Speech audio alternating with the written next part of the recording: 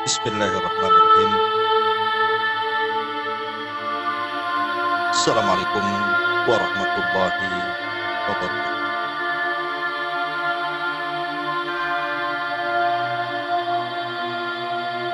Alhamdulillah. Alhamdulillahilladzi bi ni'matihi tatimmus shalihat.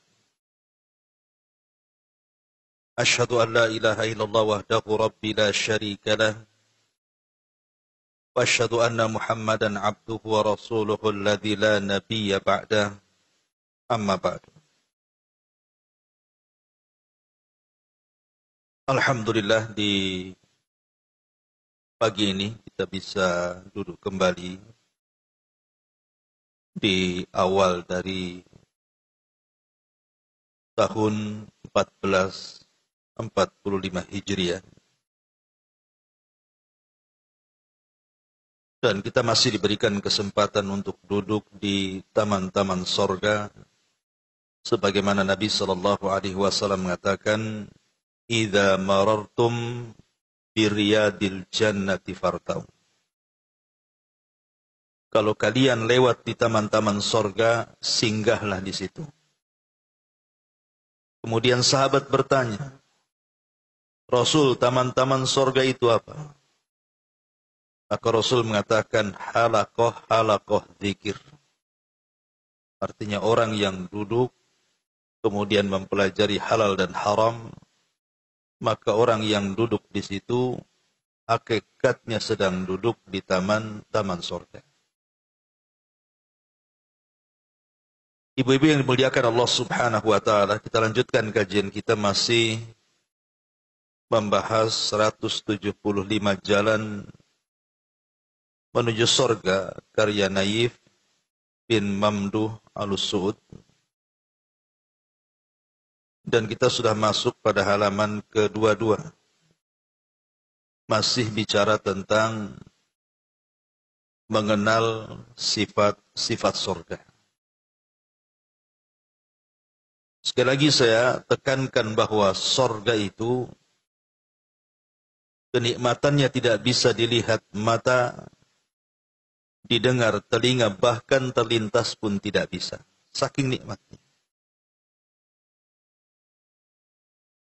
Jadi sehebat apapun kita duduk di sini dari pagi sampai sore, dari sore sampai pagi lagi, bahkan boleh jadi mungkin berminggu-minggu, saya mensifatkan sifat sorga itu tidak bisa disifatkan. Sehebat apapun mensifatkan manusia kepada sorga itu, tetap sorga jauh lebih indah dibandingkan semua manusia yang mensifatkannya.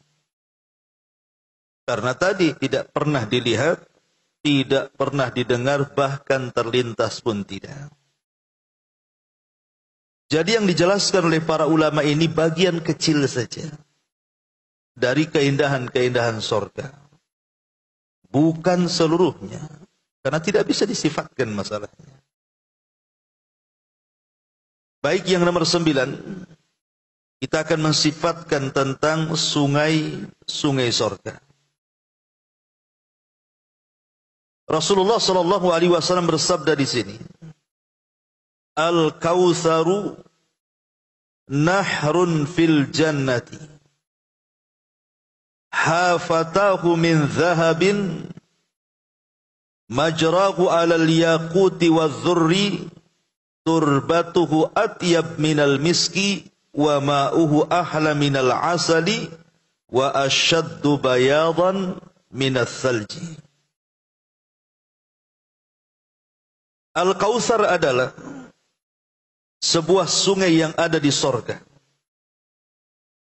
Yang kedua, tepinya terbuat dari emas.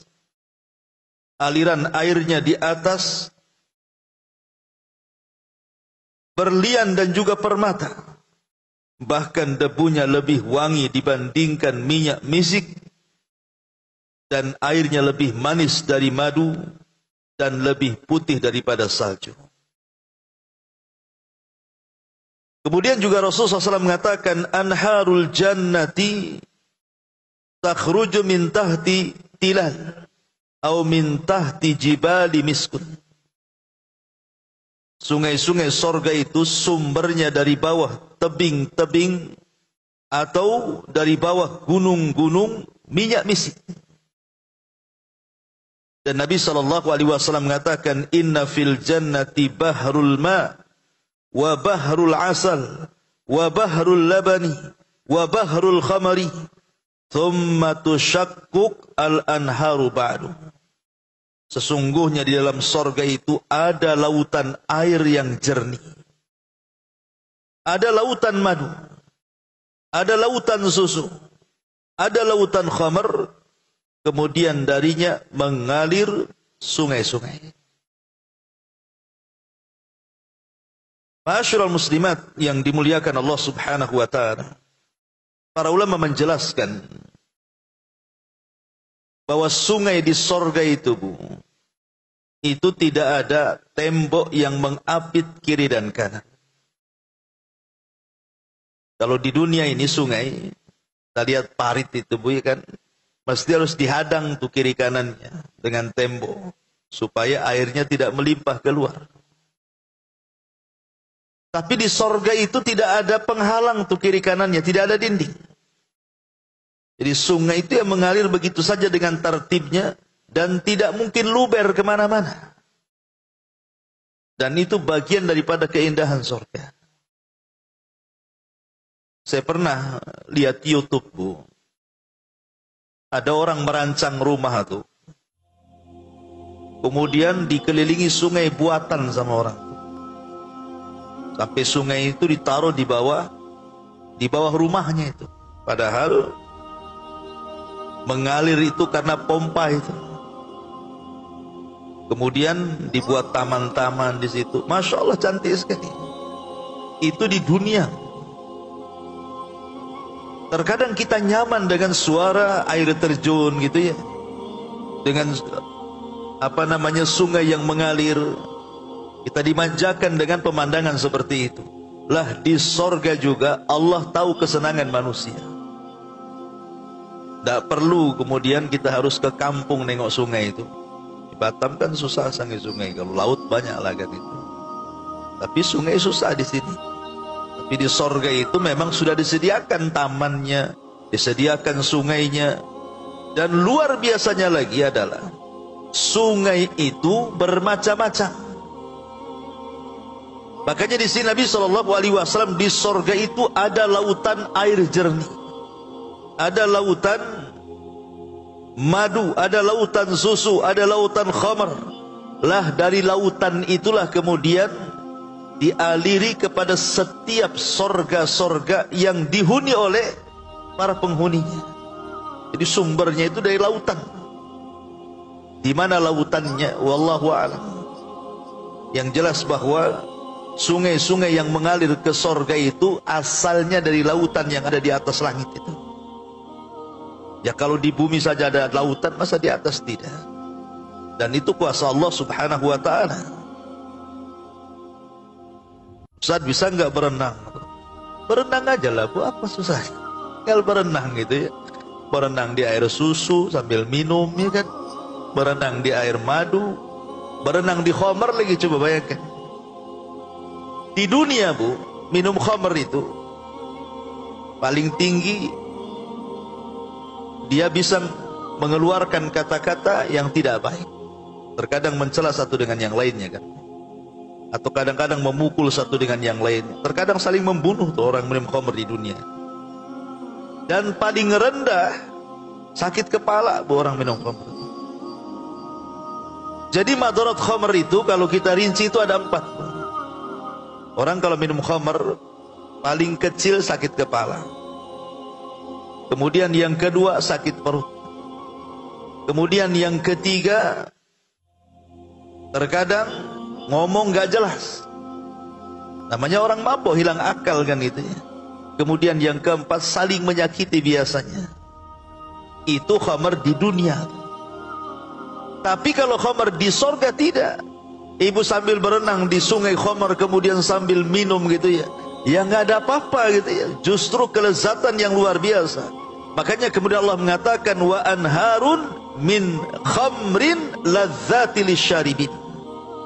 Dan khamr itu sangat lezat diminum oleh para peminumnya. Itu khamr di sorga. Kalau khamr di dunia jangan coba-coba. Sakit kepala bu dibuatnya. Baik, ini sungai-sungainya. Kemudian yang ke-10 sifat pohon-pohon sorga. Nabi SAW mengatakan inna fil jannati la syajaratan yasirur raqibu fi dhilliha mi'ata amin la yaqta'uha wa in syi'tum faqra'u wa dhillim mamdud wa ma'in maskuh. Sesungguhnya dalam sorga, kata Rasul, ada sebuah pohon yang jika seseorang berkendaraan berjalan di bawah naungannya selama 100 tahun, niscaya dia tidak akan selesai melewatinya. Jika kalian ingin membaca, maka bacalah firman Allah Subhanahu wa ta'ala, dan naungan yang terbentang luas dan air yang tercurah. Kemudian Nabi SAW juga mengatakan inna fil jannati la syajaratan yasirur raqibul jawadal mudammar as-sari'a mi'ata amin ma yaqta'uha.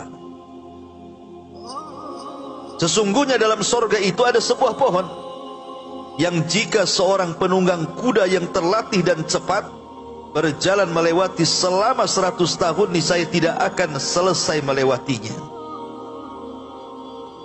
Masyarul muslimat yang dimuliakan Allah Azza wa Jalla. Dalam sebuah hadis ketika Nabi SAW menceritakan tentang keasingan Islam, apa kata Rasul? Bada al-Islam ghariba wa sayaudu ghariba kama bada'a fatuba lil ghuraba. Kemunculan Islam ini pada awalnya asing. Gimana tidak asing, Bu? Nabi SAW datang di tengah-tengah orang jahiliyah penyembah berhala. Ya asing lah kan begitu. Lah keasingan Islam ini akan terjadi itu nanti di akhir zaman. Dan sekarang sudah waktunya bahwa Islam itu sudah dianggap asing. Karena orang-orang yang menjalankan syariat Islam dengan betul-betul menjalankan syariat Islam terkadang dianggap aneh. Kayak ibu-ibu yang bercadar ini kan bagi orang-orang awam itu dianggap aneh. Ataupun yang bapak-bapak yang cingkrang mungkin begitu ya, mungkin dianggap aneh itu. Belum mungkin menyampaikan tauhid ataupun menyampaikan sunnah, lebih dianggap aneh lagi. Ajaran dari mana ini? Tapi lihat bagaimana Nabi SAW mengatakan fatuba lil ghuraba. Fatuba lil ghuraba. Beruntunglah orang-orang yang asing. Ada yang mentafsirkan tuba itu artinya nama pohon di sorga. Di nama pohon di sorga itu namanya tuba. Lah pohon di sorga itu disifatkan oleh Nabi SAW itu naungannya, Bu, atau bayangannya itu tidak terputus dengan kuda balap yang dipacu 100 tahun lamanya. Jangankan pakai kuda, Bu, jalan kaki 100 tahun itu sampai di mana kira-kira? Jangan berhenti loh ya. Anggaplah mungkin Batam ini nggak lewat laut, mungkin disambung-sambungkan dengan pulau tuh, ke jembatan gitu ya. Kemudian kita jalan 100 tahun itu kira-kira sampai mana tuh? Itu jalan kaki, gimana pakai kuda kan begitu? Lah itu naungan pohon itu tidak akan terputus dengan perjalanan 100 tahun itu. Logikanya begini, ibu punya rumah, kemudian di depan rumah itu ada pohon mangga. Anggaplah pohon mangga itu rindang banget gitu ya. Kemudian ibu taruh di bawah pohon mangga itu mungkin semacam lesehan gitu. Kan enak, Bu, rasanya siang-siang kita ini duduk di lesehan tersebut, atasnya pohon yang menaungi kita, sambil makan rujak gitu, Bu ya, sayur asam, ikan asin, apalah gitu kesukaan ibu di situ. Kan enak, Bu, rasanya gitu. Masalahnya Naungan pohon di dunia ini tidak seperti naungan pohon di surga. Kalau matahari masih di atas kepala, boleh jadilah mungkin kita masih dapat bayangannya itu. Sempat matahari tergelincir saja ke arah barat, pandangannya sudah berubah tuh. Bayangannya sudah lewat jadinya kan. Jadi sebesar-besarnya pohon di dunia itu pasti hilang bayangannya. Tapi di sorga itu 100 tahun kita pacu kuda itu nggak hilang-hilang bayangannya tuh. Dan ini kelezatan orang yang berada atau bernaung di bawah pohon. Nah, inilah kelezatan di antara sifat pohon surga. Dan pohon surga itu bukan pohon kayak kita. Kalau kita punya pohon mangga itu, mau ngambil mangga saja harus perang tuh dengan semut merah tuh biasanya, Bu. Semut rangrang itu kan. Kalau zaman dulu saya masih ingat di desa tuh. Kalau orang mau panen mangga itu, Bu, ke atas itu harus bawa abu. Abu, ya. Untuk apa itu? Saya pikir untuk apa abu? Rupanya untuk perang melawan semut di atas pohon mangga. Sampai gitu loh orang dulu itu mau panen mangga. Sampai perang dulu dengan semut gitu. Tapi pohon di sorga nggak ada semut, nggak ada binatang-binatang, nggak ada ulat, nggak ada apa-apa gitu ya. Nggak ada namanya binatang-binatang kayak kita di dunia ini, nggak ada. Memang betul-betul pohon itu bersih gitu ya. Kemudian batangnya pun bukan kayak pohon kita gitu, batangnya dari emas dan perak. Itu luar biasa, Bu, ya kan? Pohonnya saja batangnya dari emas dan perak gitu. Lah itulah keindahan sorga luar biasa. Kemudian juga yang nomor 11, sisanya dibaca sendiri, Bu, ya. Sebab kalau dibaca semua dalilnya lama. Makanan dan minuman para penduduk sorga. Nabi SAW mengatakan, ya'kulu ahlul jannah fiha wa yashrabuna wa la yataghawwatuna wa la yamtakhituna wa la yabuluna walakin ta'amuhum dzalika jusha'un qarashil miski yulhamuna tasbiha wal hamda kama tulhamuna nafsa. Para penduduk sorga akan makan dan minum di dalamnya. Di dalam Al-Quran, ketika Allah Subhanahu wa ta'ala bicara soal makan ataupun minum, Allah Subhanahu wa ta'ala mengatakan, kulu washrabu hani'an bima aslaftum. Makanlah kalian, minumlah kalian. Quran kalau mensifati makan dan minum, ketika mensifati penduduk sorga, Bu, maka Quran tidak membatasi. Artinya makanlah apa yang ada di sorga, minumlah apa yang ada di sorga. Tapi kalau di dunia, Bu, ada batasan. Makanya Allah mengatakan apa? Kulu min thayyibati ma razaqnakum. Makanlah, tapi dari yang kami rizkikan yang halal. Di dunia ini kalau makan ada batasannya, Bu. Harus yang halal, harus yang bagus, tidak memadaratkan. Jangan makan yang hasil curian, jangan makan dari daging yang tidak dibacakan nama-nama Allah, jangan minum khamr, jangan ini. Di dunia ini makan minum saja diatur, Bu. Tidak semua makanan boleh dimakan, tidak semua minuman boleh diminum. Tetapi di surga Allah mengatakan, kulu, makan semuanya, minum semuanya.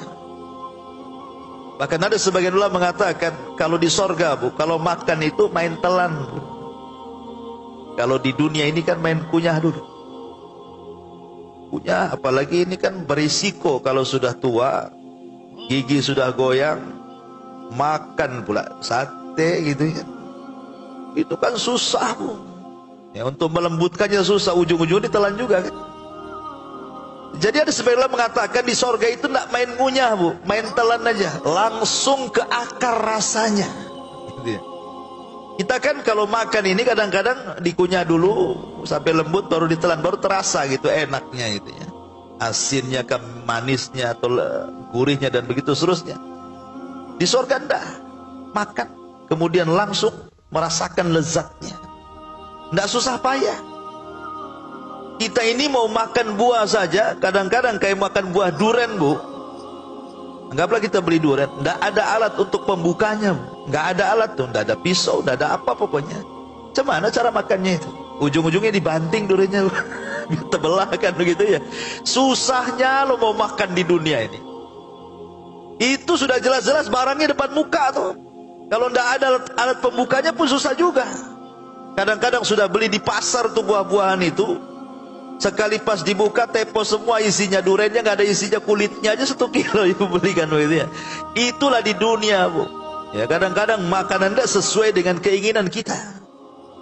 Bahkan saya juga pernah, Bu, COD makanan, apalah gambar-gambarnya cantik banget tuh, potong ditaku, gambarnya cantik, Bu. Ini pas datang asin semua makanannya, Bu. Asin keterlaluan ini. Ini mau kawin lagi, maksudnya masaknya mungkin itu ya. Jadi kadang-kadang ini sudah ada tuh gambarnya. Kita pengen itu COD, rupanya tidak sesuai dengan keinginan. Itulah makanan di dunia. Tidak sesuai dengan keinginan. Kadang kena tipu gitu kan. Beli buah-buahan, beli jeruk, kadang-kadang sampelnya aja yang manis tuh. Makan, Bu, katanya kan. Oh enak juga, udah bungkus 2 kilo. Sampai di rumah kecut separuh kan. Lah itulah di dunia, tapi di sorga tidak. Di sorga itu semua lezat, tidak ada yang tidak lezat. Dan semua makanan dimudahkan untuk dimakan. Semua buah-buahan dimudahkan untuk dipetik. Dan tidak susah payah. Makanya di sini Nabi SAW mengatakan para penduduk sorga itu akan makan dan minum di dalamnya. Mereka tidak buang air besar. Tidak buang air besar, artinya termasuk juga buang air kecil kan begitu ya. Makanya kemarin sudah saya jelaskan, adalah orang tanya itu, Ustaz, di sorga itu ada toilet nggak, katanya kan. Ya udah ada di toilet, buang hajat aja enggak, ngapain buat toilet di sorga. Toilet itu hanya ada di dunia. Jadi di sorga itu hanya makan, minum saja. Kemudian cara buang hajatnya, makanya di sini kemudian Nabi SAW mengatakan, mereka tidak buang air besar, tidak beringus, tidak juga buang air kecil. Bahkan makanan mereka itu akan menghasilkan sendawa yang wanginya seperti minyak wangi misik. Mereka diberikan ilham untuk bertasbih, bertahmid, sebagaimana mereka diberikan ilham untuk bernafas. Jadi cara buangnya makan dan minum itu hanya 2 di sorga, ima dengan sendawa atau dengan keluar keringat. Itulah cara buang hajatnya penduduk sorga itu. Dan ini bagi kita mungkin aneh. Tidak ada yang aneh bagi Allah Azza wa Jalla. Allah itu ala kulli syai'in qadir. Atas segala sesuatu maha mampu. Allah bisa membuat buang air kecil dan buang air besar dengan cara seperti itu. Apa yang bisa menghalangi bagi Allah Azza wa Jalla? Allah itu qadir, mampu atas segala sesuatu. Kemudian dari Abi Umamah radhiyallahu an qala, innar rajula min ahlil jannati la yashtahi syaraba min syarabil jannati fayaji'ul ibriku fayaqa'u fi yadihi fayashrabu thumma ya'udu ila makani. Dari Abu Umamah secara marfu ia berkata, sesungguhnya salah seorang dari penduduk sorga itu, jika hendak minum dari minuman sorga, sebuah teko menghampirinya dan berada tepat di tangannya. Lalu dia pun minum, kemudian teko itu kembali ke tempatnya. Masya Allah. Gimana caranya? Berarti kan terbang. Teko itu kan terbang ya. Jadi semua berjalan untuk kita. Semua makhluk yang ada di sorga itu melayani kita, Bu. Melayani kita. Dan semua makhluk yang ada di sorga itu bisa bicara. Mereka mengucapkan salam kepada kita. Dan mereka bisa diperintahkan oleh kita kapanpun kita mau, dan tanpa dibatasi waktu. Namanya ibu pengen minum, datanglah tekonya, datang gelasnya. Ingin makan, datang piringnya. Kemudian balik lagi ke tempatnya. Di dunia bu, pengen minum itu harus beli dulu gelasnya. Kalau kotor dicuci dulu. Kalau bocor ditempel. Itu ya. Nanti kalau ingin minum kopi, beli dulu kopinya. Nggak mungkin langsung diseduh. Ibu buat dulu minuman panas gitu ya. Pas umpamanya mau masak air panas, gas pula habis. Harus beli gas lagi. Udah beli gas, tak pandai pula masangnya. Aduh, stres bu. Sampai mau minum segelas kopi itu keringatan tuh. Itu di dunia. Di akhirat tidak perlu. Pengen kopi namanya kan. Ya sudah, wedang jahe tinggal datang. Apa pula kan itu ya. Jadi itulah kelezatan di sorga. Dan hebatnya kembali ke tempatnya tuh. Dari sini menunjukkan bahwa ada perkara-perkara yang memudahkan kita. Tetapi juga terkadang ada pelayan-pelayan. Pelayan-pelayan itu sebenarnya kita tidak berhajat kepada pelayan. Di sorga itu tidak perlu berhajat, bukannya makanan datang sendiri, minuman datang sendiri. Tapi pelayan-pelayan itu diciptakan oleh Allah Subhanahu wa taala untuk menambahkan kenikmatan kita hidup. Sebagaimana hidup di dunia, ibu umpamanya ada pembantu di rumah kan agak senang sedikit tuh. Ada yang ngepel, ada yang nyuci, ada yang bersihkan. Agak sedikit senang lah. Jadi nggak semua pekerjaan rumah tangga itu ibu urus semua kan. Lah di sorga juga sama. Sampai Allah mengatakan, wa yatufuna alaihim wildanun mukhalladun. Jadi akan keliling-keliling di sekitar kita itu para pembantu anak-anak kecil yang lucu-lucu. Bahkan ada sebagian ulama mengatakan jumlahnya itu setiap satu orang dikasih 100 pembantu dari anak-anak. Jadi anak-anak itu bawa gelas keliling itu, nawarkan kita minum khamr, madu, susu, air jernih, air apapun gitu ya.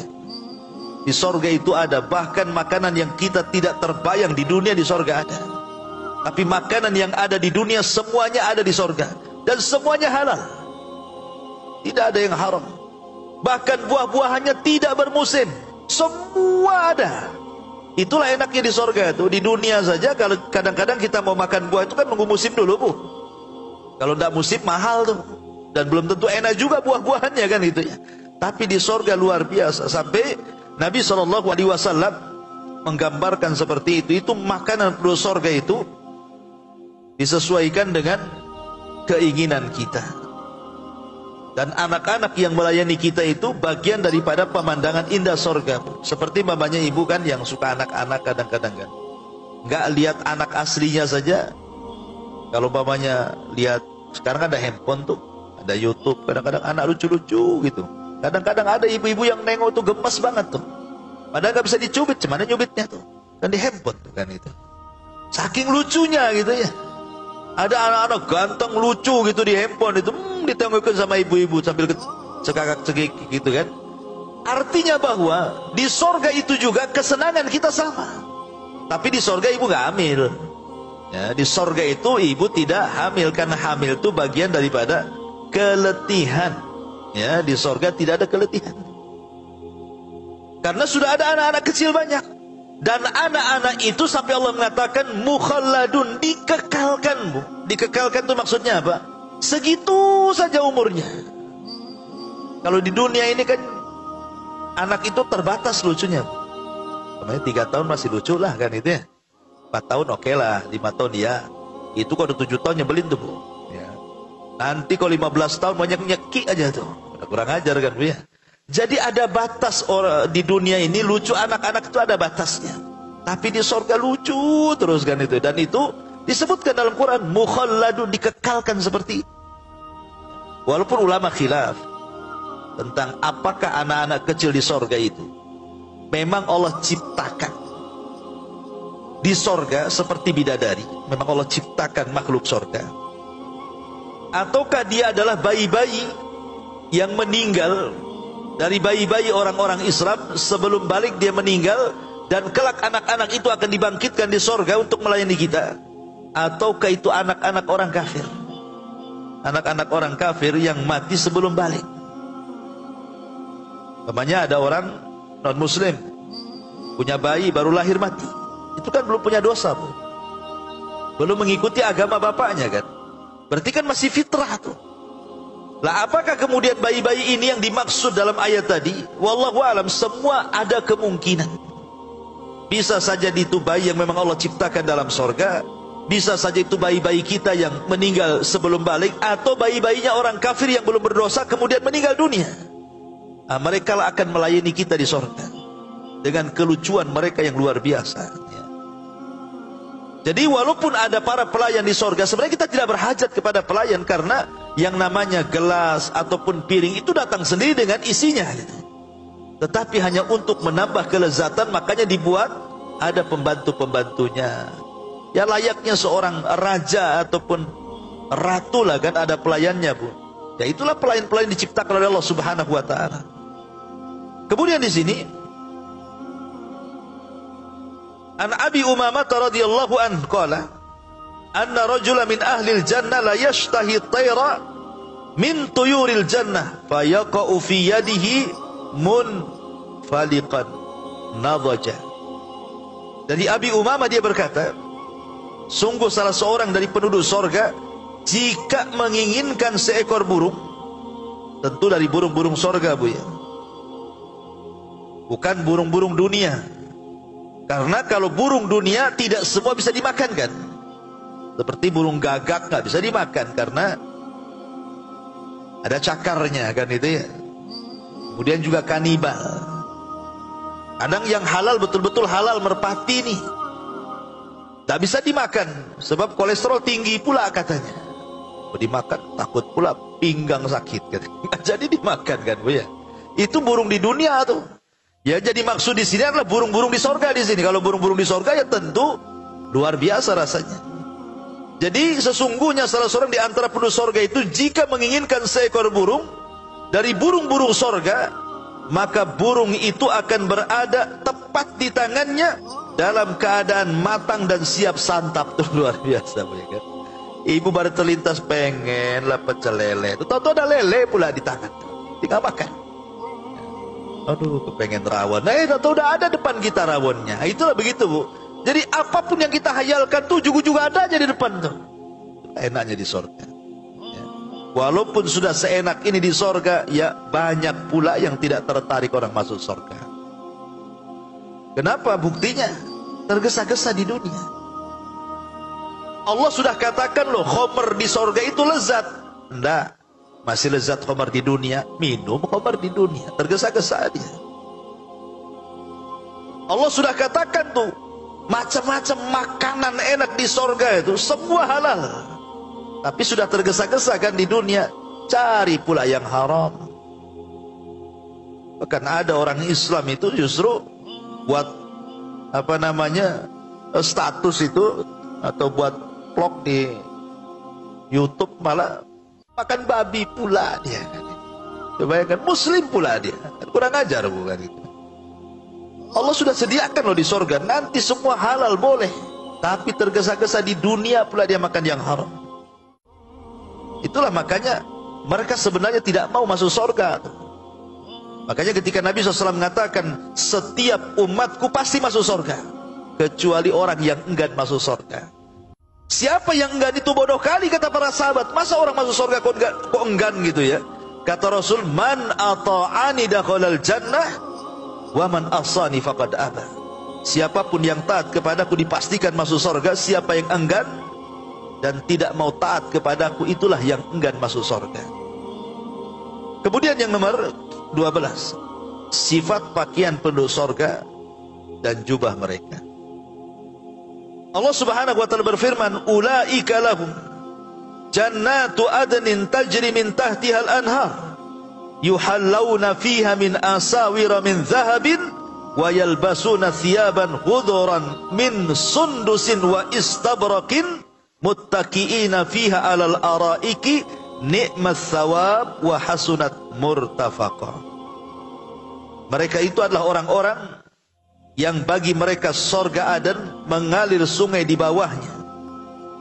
Dalam sorga itu mereka dihiasi dengan gelang emas Dan mereka memakai pakaian hijau dari sutra halus dan sutra tebal. Sedang mereka duduk sambil bersandar di atas dipan-dipan yang indah. Itulah pahala yang sebaik-baiknya dan tempat istirahat yang indah. Coba lihat ayat ini, Bu. Semua penduduk sorga itu difasilitasi dengan perhiasan. Semua itu, badan ibu itu dikasih perhiasan tuh. Jadi ada waktunya ibu akan diberikan perhiasan. Tidak perlu kemudian di dunia ini pamer-pamer perhiasan, habis haji pula pamer perhiasan.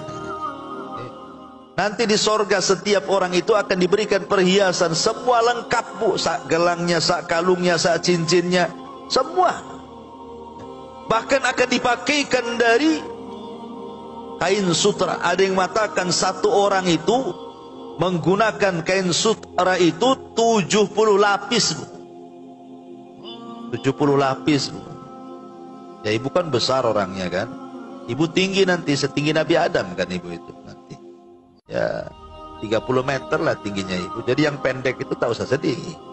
Nanti akan ada masanya, Bu, kalau ibu masuk surga tinggi nanti. Tinggi seperti Nabi Adam. Jadi pakainya berlapis juga tuh. Jadi sampai 70 lapis tuh. Lapis pertama, nanti kedua lebih indah lagi, ketiga lebih indah, sampai 70 lapis, Bu. Luar biasa itu. Semua kain sutra yang indah luar biasa. Alaihim thiyabu sundusin wa khudr wa istabraq wa kullu asawira min fiddatin wa saqahum rabbuhum syaraban tahura. Mereka memakai pakaian sutra halus yang berwarna hijau dan sutra tebal, dan dipakaikan kepada mereka gelang terbuat dari perak-perak, dan Rabb memberikan kepada mereka minuman yang sangat-sangat bersih. Jadi sifat pakaiannya, semua pakaian di sorga itu sutra. Sementara sutra di dunia ini kan mahal. Mahal sekali kain sutra kan. Itu pun kadang-kadang enggak asli gitu ya. Sarung sutra, rupanya enggak dari sutra, mereknya aja sutra. Ya karena memang mahal ya sutra kan. Baik, kemudian yang nomor 13, sifat ranjang-ranjang penduduk sorga dan dipan-dipannya.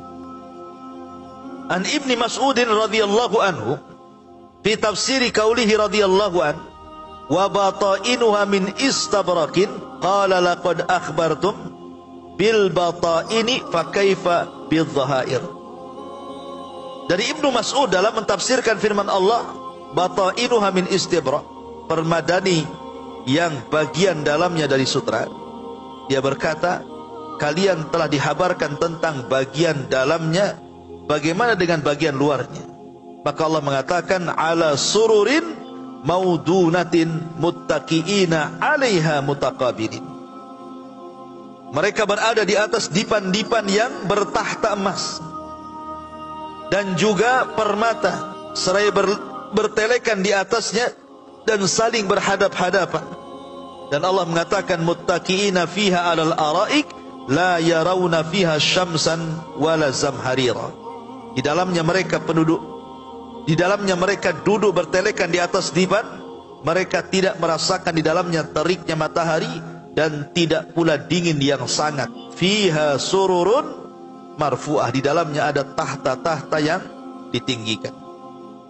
Ada sebagian ulama mengatakan, jadi ketika Allah Subhanahu wa taala berfirman fiha sururun marfu'ah, di dalamnya ada tahta-tahta yang ditinggikan, maksudnya kasur-kasur yang ditinggikan.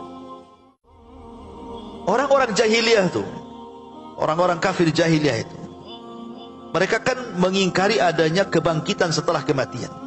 Jadi nggak ada kebangkitan setelah kematian.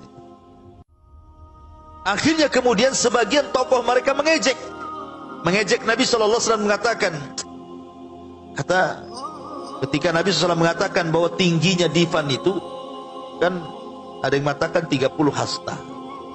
Berarti kalau 30 hasta kalau dibagi dua kan 15 meter berarti kan tinggi dipannya itu. Kalau buat spring bed itu ketebalannya itu 15 meter. Nah, itu kan empuk sekali bukan itu. 15 meter. Jadi orang musyrik ini mengatakan, apalah si Muhammad menghayal katanya. Ini kalau dipan tempat tidur ini 15 meter, cemana naiknya, naik tangga lah kita katanya. Begitu Bu ya. Dia tidak sadar bahwa dia nanti kalau masuk surga gitu ya, kan badan dia ditinggikan juga. Badan kita lo ditinggikan 30 meter. Loh, kalau seandainya kasurnya seperti spring bed yang ibu sekarang di rumah itu, ya itu jadi tikar lah kan, begitu tipis jadinya kan. Orangnya tinggi, ya otomatis yang dipannya harus tinggi juga lah, supaya empuk. Ya kalau seandainya kemudian dipannya spring bed yang kita ma'ruf hari ini orangnya 30 meter, kayak keset punya kan gitu ibu ya. Jadi logikanya itu gimana di situ? Makanya kemudian mereka mengingkari karena mereka tidak pernah beriman dengan adanya sorga. Lah dipan-dipan atau ranjang-ranjang penuh sorga itu macam-macam, ada yang untuk tidur, ada yang memang untuk bersantai-santai di luar. Dan Allah yang mengatakan walaupun untuk santai-santai di luar itu, lesehan-lesehan tiduran di luar itu, mereka tidak akan disentuh matahari, bahkan tidak akan disentuh hawa dingin. Ya, karena cahaya di sorga itu tidak ada matahari. Di dunia saja Bu, kita baru duduk tuh kan, pamannya ada trotoar jalan, ada tempat duduk di situ, panas sekali, udah main pindah kita. Jangankan itu, kita dulu di warung saja lagi makan itu ya, tiba-tiba cahaya matahari ke arah kita, kita mau geser tuh. Itu di dunia tuh, lagi enak-enak makan, tahu-tahu kepanasan. Di sorga nggak ada seperti itu. Makanya Allah mengatakan la yarawna fiha syamsan wala zamharira. Tidak ada panas, tidak ada dingin. Ya cuacanya memang disesuaikan dengan keindahan sorga. Ma'asyiral muslimat yang dimuliakan Allah Azza wa Jalla. Bahkan di sorga itu kan berpasangan bukan? Ibu dengan suami ibu, sampai Allah mengatakan di dalam Al-Quran itu yatanazzauna fiha ka'san. Yatanazzauna fiha ka'san. Jadi di atas dipan-dipan itu Bu, Allah Subhanahu wa ta'ala sediakan satu gelas. Pertanyaannya, kenapa Allah mengatakan satu gelas dalam ayat ini? Apa di surga nggak ada gelas lain? Oh cuma satu, yatanazzauna fiha ka'san. Mereka saling berebut dalam satu gelas itu minuman yang ada di surga. Ini menggambarkan romantisnya penduduk surga ya kan. Jadi Allah mengatakan satu gelas. Pertanyaannya, masa di surga cuma ada satu gelas? Ya.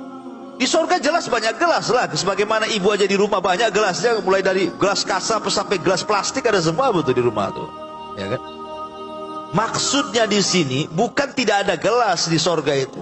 Ketika Allah mengatakan yatanazzauna fiha ka'san, jadi suami istri di surga itu saling berhadap-hadapan, kemudian dengan satu gelas.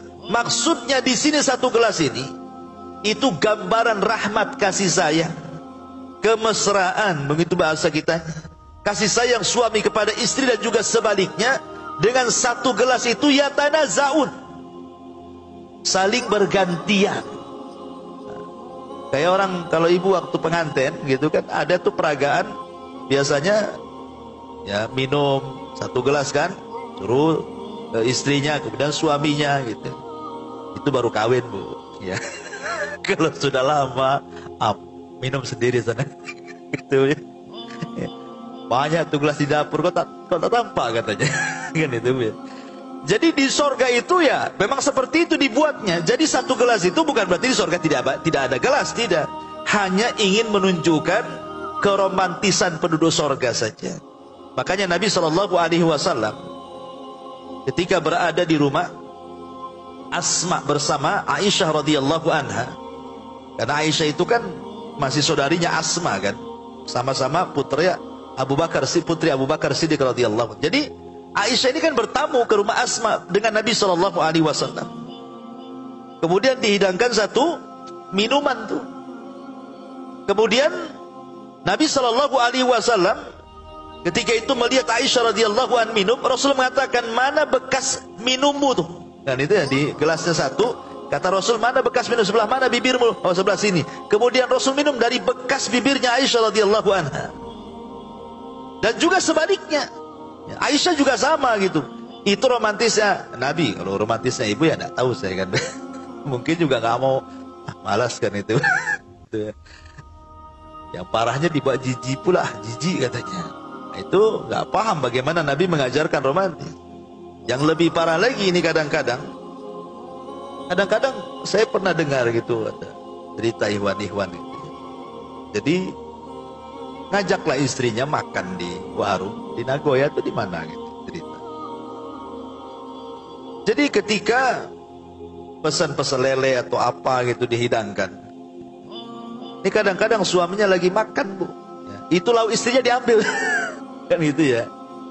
Lalu istrinya diambil, tapi karena istrinya sabar, ya biarin aja. Tapi dalam hati dia enak juga. Kalau sudah pesan sedikit, diambil pula sama suaminya.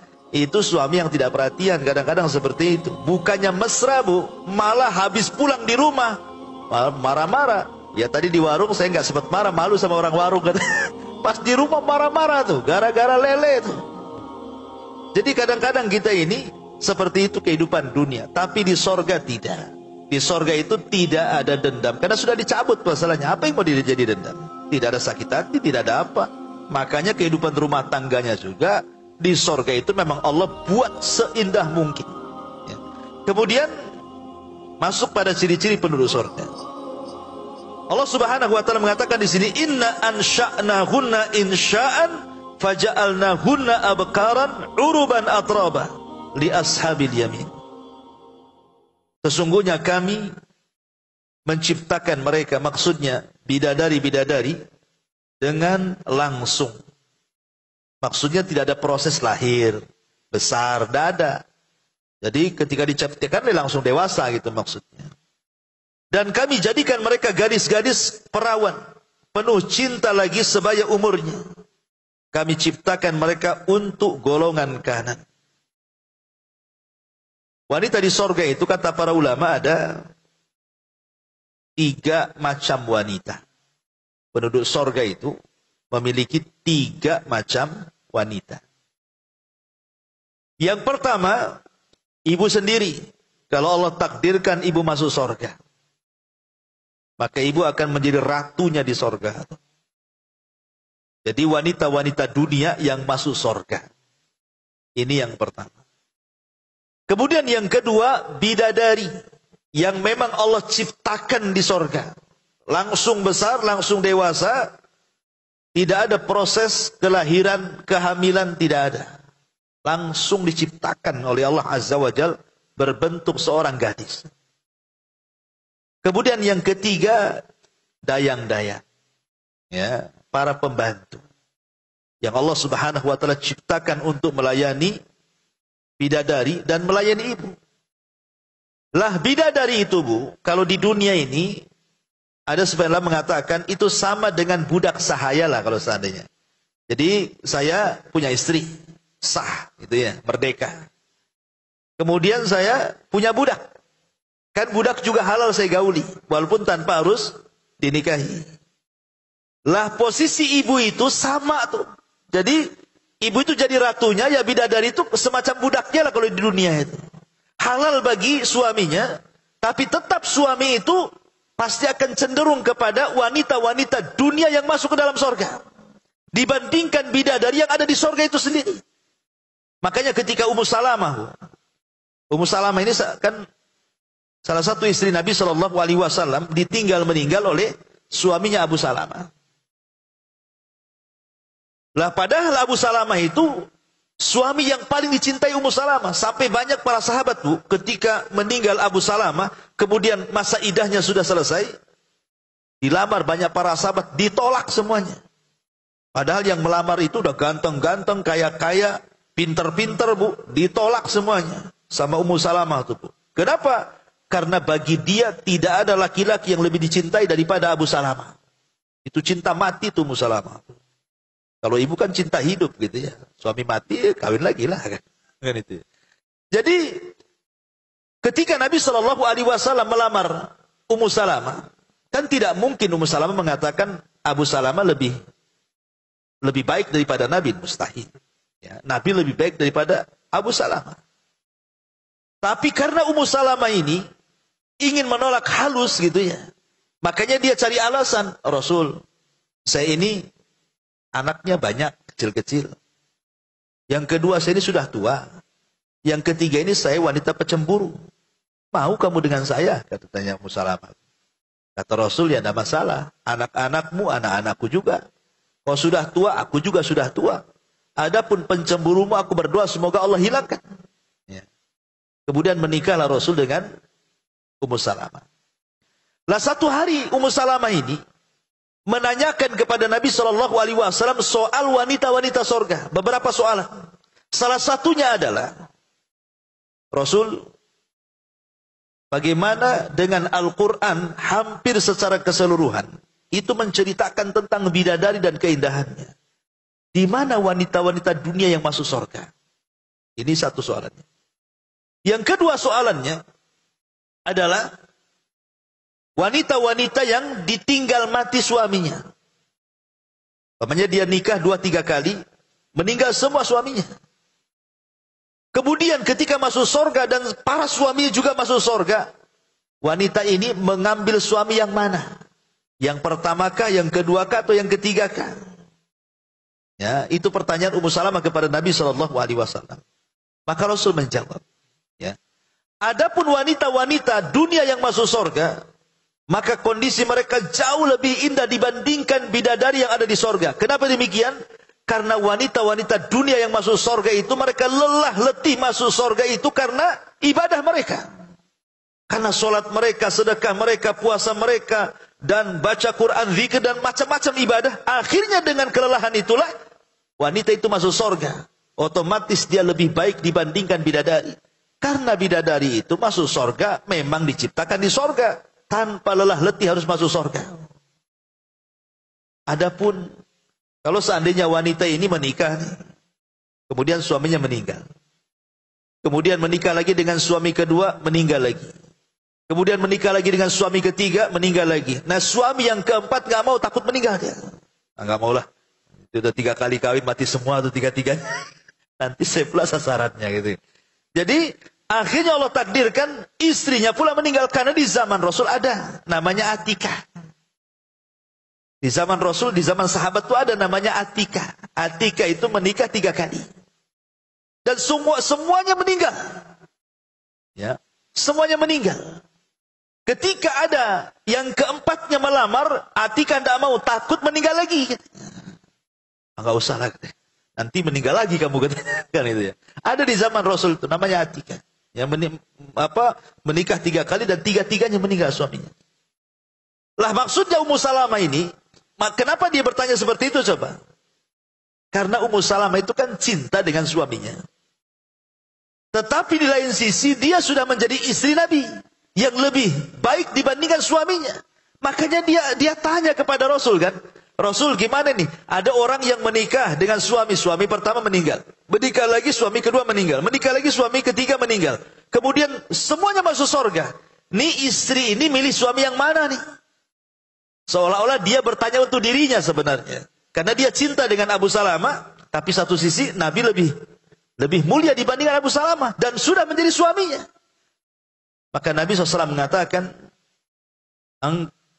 wanita itu tidak mengatakan Abu Salamah. Ummu Salamah kan menghikayatkan dengan sebuah cerita. Kata Nabi SAW, wanita itu akan menikah dengan suami yang terakhir dinikahinya. Ya, kata Rasul, wanita itu akan menikah di sorga dengan suami yang terakhir dinikahinya. Makanya kenapa istri Utsman bin Affan radhiyallahu anhu, saat Utsman dibantai dengan cara sadis gitu ya, sampai kemudian istrinya kan mau melindungi, akhirnya ditebas sampai jarinya putus, istrinya Utsman itu. Dan Utsman meninggal dengan cara sadis, kemudian jari-jarinya itu sampai dikirim ke Syam, ke Muawiyah ibn Abi Sufyan, biar tahu bagaimana sadisnya para pembunuh Utsman itu. Makanya Muawiyah tidak terima kan dengan kematian Utsman. Tetapi karena Muawiyah ingin berbuat baik kepada Utsman, dia lamar istrinya tuh, jandanya itu. Tapi istrinya Utsman tidak mau. Alasannya apa? Dia ingin bersama Utsman di sorga. Karena Rasulullah SAW mengatakan bahwa seseorang istri itu akan bersama suami yang terakhir yang dinikahinya. Maka dia tidak mau nikah lagi. Ya. Tetapi ada juga yang berpendapat, kata Syekh Utsaimin rahimahullahu taala, ya tentu konteksnya di luar istri si Nabi kan gitu ya. Jadi kalau seandainya seorang wanita itu menikah 2-3 kali dengan seorang suami, maka kemudian meninggal semua dan sama-sama semua masuk surga, kata beliau, selain daripada pendapat yang tadi, ada juga pendapat yang lain, bahwa dia memilih mana suami yang paling soleh ketika di dunia. Ya, mana suami yang paling baik, yang paling soleh ketika di dunia, maka itulah pilihan dia di surga. Wallahu a'lam. Ya, ini kan ijtihad para ulama. Nah, di sini Allah Subhanahu wa taala menceritakan tentang ciri-ciri wanita penduduk surga. Inna ansha'nahunna insha'an faja'alnahunna abkaran uruban atraba li ashabil yamin. Ayat ini, Bu, ada asbab nuzulnya. Jadi ada seorang nenek. Nenek sudah tua, sudah renta. Datang pula kepada Nabi. Kemudian mengatakan, "Ya Rasulullah, adakah orang sepertiku di sorga?" Nenek ini mengatakan, "Ada enggak orang sepertiku di sorga?" Maka Rasul mengatakan, "Nek, di sorga itu tidak ada nenek-nenek. Nek, di sorga itu tidak ada nenek-nenek." Akhirnya nenek ini nangis. Ambil nangis pergi dia. Seolah-olah dia pahami dia tidak akan masuk surga. Karena di surga nggak ada nenek-nenek katanya. Ya. Jadi nenek ini tidak paham maksudnya. Pergi nangis dia. Terseduh-seduh. Maka Rasul kemudian memanggil sahabat sini. Sampaikan kepada nenek itu. Inna ansha'nahunna insha'an. Faja'alnahunna abqaran uruban atraba. Sesungguhnya kami menciptakan mereka bidadari itu dengan langsung, dan kami jadikan mereka gadis-gadis perawan penuh cinta lagi sebaya umurnya. Katakan kepada nenek itu, di sorga tidak ada seperti dia nenek-nenek. Bahkan nenek itu akan dirubah menjadi gadis yang cantik di sorga. Akhirnya setelah mendengar nenek itu yang tadinya nangis, ketika mendengar bahwa yang dimaksud bahwa nenek itu kalau masuk surga akan dijadikan gadis kembali, baru dia tersenyum dan tertawa. Oh, itu maksudnya rupanya. Ya, terkadang Rasul juga bercanda juga. Kemudian Rasul SAW mengatakan, "Lau anna imra'atan min nisa'i ahlil jannati ittala'at ilal ardi, la'adha'at ma bainahuma, wa la mala'at ma bainahuma rihan, wala nasifuha ala ra'siha ya'ni al-khimar khairun minad dunya wa ma fiha." Jika seorang wanita dari penduduk sorga nampak ke bumi, niscaya dia akan menyinari dan akan memenuhi wangian antar keduanya. Sungguh penutup kepalanya, yaitu kerudungnya, lebih baik daripada dunia dan seisinya. Subhanallah, Bu, ya. Satu saja bidadari turun ke bumi, itu wanginya, Bu, dari awal terbit matahari sampai terbenamnya tuh. Wanginya tuh. Jadi dari sini menunjukkan bahwa sifat bidadari itu wangi mereka, Bu. Ya tentu untuk suami-suami mereka. Ya ibu juga nggak masalah kalau wangi-wangi, tapi untuk suami. Jangan pula ngaji pula satu jerigen dikasih wangi-wangian, Bu. Nah ini kan sudah menyalahi aturan, karena sifat penduduk sorga bidadarinya itu memang melayani pasangan-pasangan mereka saja. Ya. Karena kebanyakan orang-orang awam kalau saya lihat tuh seperti itu. Kalau lagi ke kondangan kawin, Masya Allah gitu ya, cantik-cantik gitu. Sampai dari sandalnya pun dipilih. Dipilih itu sandalnya. Ya. Nggak sembarang, nggak mau pakai sandal jepit itu. Kan bermerek kalau ya. Tasnya pun nggak mau yang palsu, mau yang asli. Pakaiannya semua gitu ya, sampai ke dandanan-dandanannya luar biasa. Tapi kalau sudah pulang sama suaminya udah nggak lagi, itu dicopot semuanya. Bali pakai daster dapur lagi. Subhanallah, ya kan. Sudah bau balsam lagi kan. Ya, jadi kadang-kadang tidak bisa membedakan harusnya dia diberikan kepada siapa, malah diberikan kepada siapa pula. Karena ini penduduk sorga diceritakan, kalau seandainya wanita penduduk sorga itu turun ke bumi, itu cahayanya, maksud cahayanya itu keindahannya. Saking indahnya, ini kan Rasul ingin membayangkan gitu, indah sekali penduduk sorga itu. Bidadarinya itu sangat indah. Sampai cahayanya memenuhi ufuk. Dan wanginya itu dari mulai ujung barat ke timur, selatan dan ke utara. Gitu. Satu bumi memenuhi bumi. Harum dan keindahannya. Itu satu bidadari itu yang muncul ke bumi.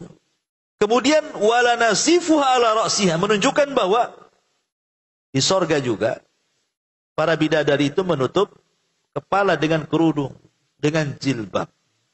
Berarti di ahli sorga juga pakai jilbab. Padahal kan di sorga halal-halal saja, Bu, ya. Nggak pakai jilbab pun nggak berdosa. Kalau di dunia jangan, ya kan, harus pakai jilbab. Kalau enggak, buka aurat berdosa.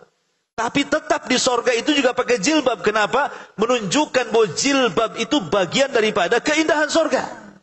Keindahan wanita-wanita sorga menggunakan jilbab. Karena di sini dikatakan, dan penutup kepalanya menunjukkan wanita-wanita di sorga itu ditutup kepalanya. Yaitu kerudungnya lebih baik daripada dunia dan seisinya. Kan luar biasa. Ya. Kemudian Imam Al-Mundhiri dalam kitabnya At-Targhib wa Tarhib, nasib penutup kepala adalah khimar, kerudung. Ya kan? Berarti penutup sorga pakai kerudung. Kemudian juga yang terakhir di sini, yang 15 ya. Apa masih lama kita? Oke, satu lagi. Nyanyian para bidadari di sorga dan musik mereka. Rasul mengatakan, inna azwaja ahlil jannah la yaghnina azwajahunna bi ahsani aswatin ma sami'aha ahadun qat. Inna mimma yaghnina bihi nahnul khairatul hisan azwaju qaumi kiramin yang dhurna bi qurrati a'yanin wa inna mimma yughnina bihi nahnul khalidatu fala yamutnahu nahnul aminatu fala yakhfahnahu nahnul mukimatu fala yadhanahu.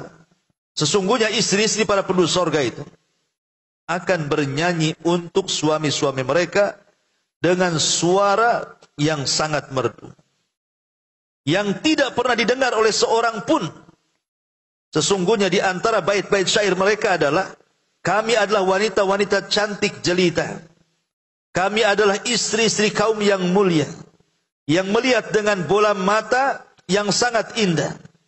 Kemudian juga di antara bait-bait syairnya adalah, kami adalah wanita-wanita yang kekal abadi, yang tidak akan mati.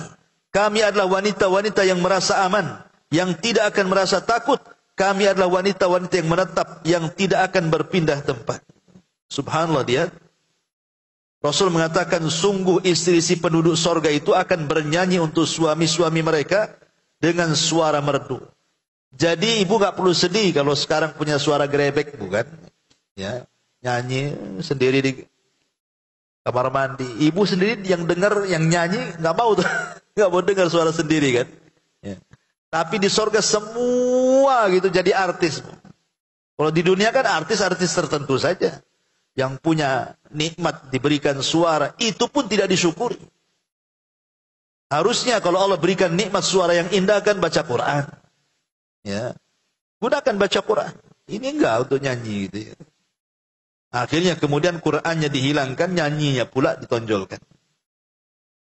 Nah di sorga itu semua ibu akan jadi penyanyi dan memiliki suara indah.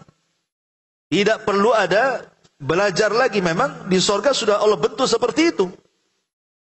Kemudian dijelaskan di sini, suara yang merdu itu tidak pernah didengar lagi kemerduannya, saking merdunya. Kadang-kadang dulu mungkin sebagian kita yang masih belum hijrah, mungkin masih awam kan. Kadang-kadang tidur itu kalau nggak dengar musik nggak tidur tuh. Ya. Dulu masih ingat saya di muda lah, sekarang masih muda juga. Dulu masih anak-anak tuh, masih SMP itu suka tuh dengar apa itu instrumen kitaro tuh. Tapi tidur aja dulu itu kan. Itu kadang-kadang orang biar nyenyak tidur itu sampai kemudian dikasih lantunan-lantunan instrumen lagu kan, Bu. Seperti itu. Artinya Allah itu tahu kesukaan manusia seperti apa. Ada orang-orang tidak bisa tidur kecuali dengar lagu. Lah di sorga itu Allah Subhanahu wa taala akan buat juga seperti itu, tapi lebih indah lagi. Lebih merdu lagi. Dan itu hanya diberikan kepada pasangan-pasangannya saja. Dan itu bagian daripada keindahan sorga. Adapun kata-kata seperti ini kan bagian daripada bait-bait syair gitu ya. Wallahu alam. Kemudian An Abi Hurairah radhiyallahu anhu qala inna fil jannati nahran tulal jannah hafatahul al-adhari qiyamun mutaqabilatun yaghnina bi ahsani aswatin yasmauha al-khalaiqu hatta ma yarawna anna fil jannati ladzatun mithluha qulna ya Aba Hurairah wa ma dzakal ghina qala insyaallah at-tasbiha wat tahmida wat taqdisa wa thanaa ala rabb. Dari Abu Hurairah radhiyallahu anhu secara marfu, dia berkata, sesungguhnya di dalam sorga itu ada sebuah sungai sepanjang sorga. Kemudian tepinya adalah gadis-gadis belia yang berdiri saling berhadap-hadapan. Mereka bernyanyi dengan suara yang sangat merdu yang didengar oleh seluruh makhluk hingga mereka tidak mengira bahwa di surga ada kenikmatan yang sama dengannya. Kami bertanya, wahai Abu Hurairah, apakah nyanyian itu?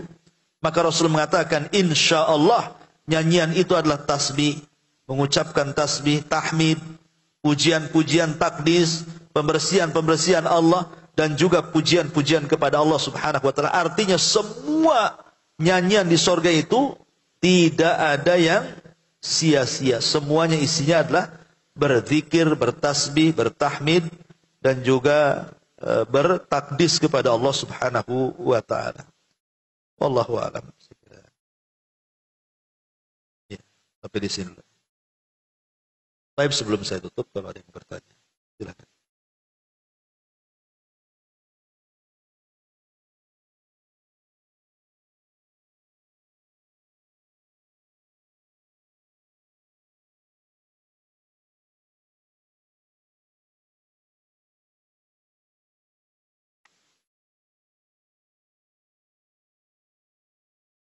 Kalau tidak ada, subhanakallah bihamdika asyhadu an la ilaha illa anta astaghfiruka wa atubu ilaik. Allahu ta'ala. Assalamualaikum warahmatullahi wabarakatuh.